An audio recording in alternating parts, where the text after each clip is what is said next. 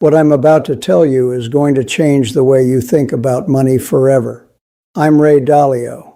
I've spent more than 50 years studying economic cycles, building one of the largest hedge funds in the world, making billions, losing billions, and learning exactly how wealth survives across generations. And right now, I need to tell you something your bank, your financial advisor, and most of the financial system will never clearly explain to you. If you are keeping large amounts of cash sitting quietly in a bank account, believing it's safe, believing it's responsible, believing it's smart, you are making one of the biggest financial mistakes of your life. You are not protecting wealth. You are slowly destroying it. Inflation is silently transferring purchasing power away from you every single day, and most people don't even realize it's happening. You open your banking app and you see numbers. $10,000. $50,000, maybe $100,000 saved after years of discipline and hard work. Psychologically, it feels secure, it feels stable. But economics doesn't care about feelings. Economics cares about purchasing power, and purchasing power is falling. Inflation today is running far higher than the interest your bank pays you. Your bank might give you 1 or 2% interest if you're lucky, while the real cost of living, housing, healthcare, food, energy, is rising 5, 6, sometimes 7% annually. That gap is wealth destruction. Every year your money sits idle. You are effectively becoming poorer while believing you are becoming safer. Here's the part most people never stop to think about. Banks understand this perfectly. They know cash loses value over time. Yet they encourage you to keep money parked with them because that money becomes their raw material. They take your deposits, pay you almost nothing, and then lend that same money back into the economy at significantly higher rates. Mortgages, corporate loans, credit lines, government financing, all funded partly by your idle savings. In other words, your money is working extremely hard, just not for you. It's working for the financial system. Throughout history, this pattern repeats during late-stage debt cycles, and right now, we are deep into one. Total global debt has reached levels never seen before relative to economic output. Governments are carrying massive obligations. Interest payments are rising faster than productivity. When debt reaches this stage, policymakers have limited options. They either allow defaults, restructure obligations, or print money to reduce debt burdens through inflation. And historically, inflation becomes the preferred path because it is politically easier. Nobody votes for austerity, but inflation quietly taxes everyone holding cash. This is why wealthy investors don't treat cash as wealth. They treat it as temporary liquidity. Cash is useful for transactions. It's useful for emergencies. But beyond that, holding excess cash during inflationary periods is like holding ice in the sun. It melts slowly enough that you barely notice, but inevitably it disappears. The people who understand cycles move their capital into assets that adjust with inflation instead of being destroyed by it. Now let me be clear. I am not saying you should eliminate cash entirely. Liquidity matters. Every investor should maintain 3 to 6 months of living expenses accessible for unexpected situations. Economic uncertainty actually increases the value of liquidity in the short term, but the mistake millions make is confusing liquidity with long-term safety. Hoarding cash beyond necessity out of fear or uncertainty becomes financially dangerous, especially during monetary expansion phases like the one we're entering now. Over decades of studying economic history, from the Dutch Empire to the British Reserve currency era to modern America, the same lesson emerges repeatedly. Those who hold productive assets preserve and grow wealth. Those who hold currency alone gradually lose purchasing power. Every major currency in history eventually depreciates relative to real assets, not because governments intend harm, but because debt dynamics force monetary expansion. The wealthy understand something fundamentally different about money. They don't ask, where is my money safest today? They ask, which assets will maintain purchasing power across cycles? That distinction changes everything. Wealth isn't about numbers in an account. Wealth is ownership. Ownership of scarce assets, productive systems, and income-generating structures that evolve alongside inflation. I spend time with some of the most sophisticated investors in the world, pension managers, sovereign wealth funds, institutional allocators managing hundreds of billions of dollars. None of them keep meaningful portions of capital sitting idle in bank deposits long term. Instead, they systematically allocate capital into assets designed to survive monetary debasement. Real assets, productive businesses, income streams, inflation hedges. And this brings us to the critical question. If cash is quietly losing value, where does intelligent capital move instead? What are the specific asset categories that historically protect wealth when inflation accelerates and debt cycles mature? That's exactly what I'm going to walk you through step by step. Because this isn't about speculation or chasing trends. This is about survival and positioning, making sure that when economic conditions shift, your savings still represent real purchasing power. The first asset category I'm going to explain has survived every currency collapse, every monetary reset, every geopolitical crisis across thousands of years of human history. Long before modern banking systems existed, before central banks, before digital finance, wealthy civilizations relied on this single store of value to preserve purchasing power across generations. And despite technological progress, its role hasn't changed. If you're still watching, understand this. The clock on monetary cycles doesn't stop. Every year delayed action compounds the loss. The good news is that repositioning doesn't require perfection. It simply requires understanding and decisive movement. And once you understand the first asset the wealthy consistently turn to when currencies weaken, you'll begin to see money very differently. That asset is gold. Gold is often misunderstood because people look at it through the wrong lens. They ask whether gold will outperform stocks next year or whether its price will double quickly. That's not the correct question. Gold is not primarily an investment designed to make you rich fast. Gold is monetary insurance. It exists to protect purchasing power when currencies weaken and debt systems begin adjusting. Across 5,000 years of recorded economic history, every paper currency has eventually declined in real value. Empires changed, governments collapsed, monetary systems evolved, but gold retained purchasing power through all of them. When inflation accelerates or confidence in currency declines, capital naturally migrates toward assets that cannot be printed. Governments can create money instantly, but they cannot create gold with a keyboard. Supply grows slowly and predictably. That scarcity is what stabilizes its value across cycles. During the 1970s inflation crisis, when traditional portfolios struggled and bonds lost enormous real value, gold increased more than 20-fold.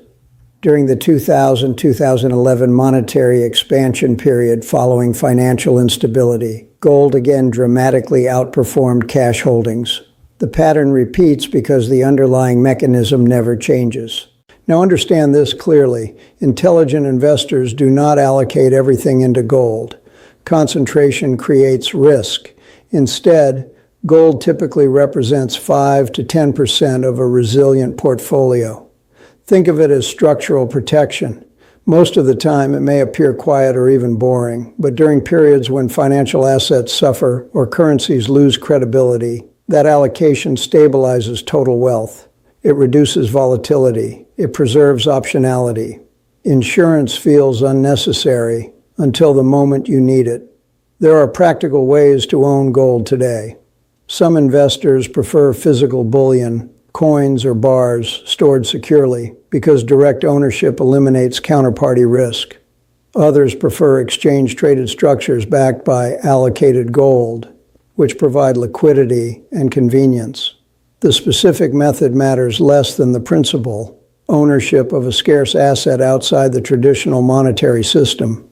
But protection alone does not build wealth. Preservation must be paired with productivity. And this brings us to the second asset class, the one that historically creates long-term financial independence rather than simply defending against loss. Ownership of productive businesses through dividend-paying equities. When you own strong companies, you are not holding currency. You are holding claims on real economic activity. Businesses produce goods, deliver services, employ people, innovate, and generate cash flow regardless of monetary conditions. The strongest companies possess pricing power, the ability to raise prices when inflation rises. That single characteristic makes them extraordinarily powerful during late debt cycles. Consider what happens during inflation. Costs increase across the economy. Weak companies struggle because margins compress. But dominant businesses adjust prices upward while maintaining demand. Their revenues rise alongside inflation, protecting shareholder value. Meanwhile, dividends distribute real income directly to investors. Instead of watching purchasing power decline in a savings account, your capital begins generating cash flow that can grow over time. This is where compounding becomes transformative. Imagine capital earning 4% dividend income annually instead of 1% bank interest. Those dividends are reinvested, purchasing additional shares that themselves produce income. Over decades, this recursive process creates exponential growth. Wealth is not created through dramatic single decisions, but through sustained ownership of productive assets that continuously reinvest profits. Historically resilient sectors share similar characteristics. Consumer staples, healthcare providers, utilities, infrastructure operators, businesses providing essential services, people continue purchasing regardless of economic conditions. These companies may appear unexciting compared to speculative technology trends, yet they consistently survive recessions, inflation shocks, and monetary resets. Stability becomes an advantage. Diversification remains critical. Intelligent investors spread exposure across multiple companies and industries rather than concentrating risk in a single idea. 10 to 20 high-quality dividend-paying companies across sectors create durability. If one company underperforms, the income stream continues through others. The objective is not excitement, it is reliability. Now let's move to the third pillar. Wealthy investors rely on real estate and income-producing real assets. Real estate represents something fundamentally different from financial currency. It is tangible. Land cannot be printed. Housing demand persists regardless of monetary policy. Industrial properties continue supporting logistics networks. Agricultural land continues producing food. These characteristics give real assets intrinsic value beyond financial markets. Real estate offers three simultaneous advantages. First, income through rent or lease payments. Second, appreciation over long periods driven by population growth and inflation. Third, inflation protection because rents typically rise alongside living costs. When currency weakens, real assets often reprice upward, preserving owner purchasing power. Many people assume real estate investing requires enormous capital or direct property ownership. That is no longer true. Real estate investment trusts allow investors to participate in diversified property portfolios without managing tenants or maintenance. These structures distribute income similarly to dividend stocks while providing exposure to physical assets underpinning the economy. Institutional investors, pension funds, endowments, sovereign wealth funds, consistently allocate large portions of portfolios toward real assets for precisely this reason. During uncertain monetary environments, tangible income-producing assets anchor portfolio stability. At this point, you begin to see the framework emerging. Gold protects purchasing power. Dividend-paying businesses generate growing income. Real assets anchor wealth in tangible economic activity. Each plays a distinct role within a balanced system designed not just for growth, but for survival across cycles. However, there is a fourth asset, one that most people underestimate entirely: an asset that determines whether you can recover from losses, adapt to economic change, and continuously generate opportunity regardless of market conditions. Without this asset, even the best portfolio eventually stagnates. And unlike gold, stocks, or real estate, this asset cannot be taken from you by markets, governments, or inflation. The fourth asset is not something you see on a brokerage statement. It does not appear in your portfolio allocation charts. Yet across every economic cycle I've studied, it has been the single greatest determinant of long-term financial survival. That asset is your ability to produce value, your skills, your knowledge, and your adaptability within changing economic environments. Markets change, technologies evolve, entire industries disappear while new ones emerge. But individuals who continuously develop useful skills retain earning power regardless of economic conditions. During every major debt restructuring, from the Great Depression to the inflationary 1970s to the financial crisis of 2008, the individuals who recovered fastest were not necessarily those with the largest savings accounts. They were those capable of generating income, solving problems, and adapting to new realities. Your earning capacity functions as human capital. It compounds just like financial capital. When you improve your expertise, expand your understanding of markets, or develop specialized abilities, you increase future income streams. That additional income becomes investable capital, which then compounds further through ownership of productive assets. This feedback loop is how wealth actually grows over decades. Many people focus excessively on where to invest money while ignoring the mechanism that produces money in the first place. If your income increases from $50,000 to $100,000 annually through improved skills or strategic positioning, the additional savings potential far exceeds the return of any single investment decision. Wealthy individuals consistently reinvest in themselves, education, experience, strategic thinking, because they understand that knowledge produces optionality. Optionality is critical during late-stage debt cycles. Economic transitions reward flexibility. Industries tied to outdated systems struggle, while new opportunities emerge for those prepared to recognize them. Skills allow you to reposition faster than markets collapse. They allow recovery after mistakes. They allow participation in future growth rather than dependence on past structures. Now we arrive at the fifth and final asset category, one often misunderstood but strategically important when used correctly: alternative investments. These include commodities, private businesses, technological innovation exposure, and emerging asset classes. Alternatives should never dominate a portfolio, but they provide diversification beyond traditional financial systems. Throughout history, periods of monetary transition created asymmetric opportunities. Early investors in transformative technologies or undervalued resource sectors experienced outsized returns precisely because capital was shifting between systems. However, alternatives carry higher volatility. Intelligent allocation typically remains limited, perhaps 5 to 10% of total capital, ensuring participation without jeopardizing financial stability. The principle is simple. Core wealth remains protected through resilient assets. A smaller allocation pursues innovation and asymmetric upside.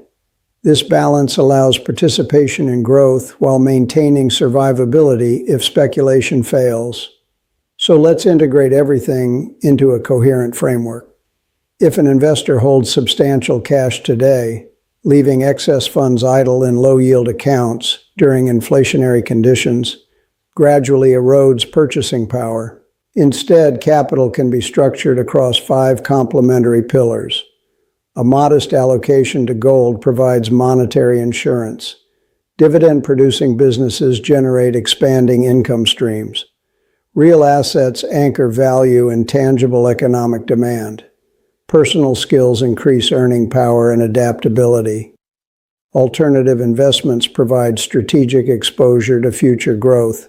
Together, these components transform money from passive savings into an adaptive system designed to survive economic transitions. But understanding principles is not enough. Execution determines outcomes. Here is what action looks like in practical terms. Begin by evaluating liquidity needs honestly.